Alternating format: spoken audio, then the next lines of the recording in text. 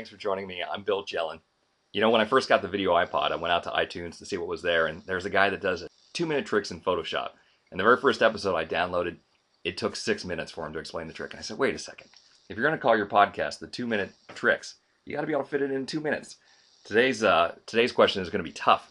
It's pretty difficult. It's actually a question that was asked during a power seminar. I do a power seminar up at the University of Akron.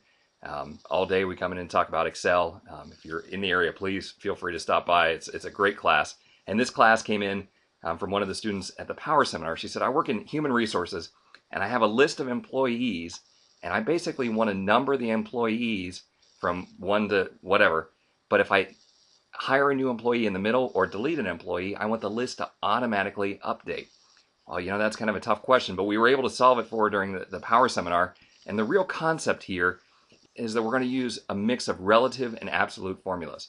First of all, in yesterday's podcast, you learned that we need to use the count A function if we want to count text. So I'm going to basically use a count A function to count the number of names that are over in column B.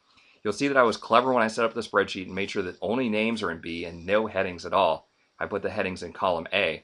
And let's take a look at the formula that we have here in column A. It says equal count A, B $1 to B6. Okay, now B6 is the current row, so that is a relative reference and it'll be allowed to change as we copy it down the worksheet. The important part is the $sign before the 1.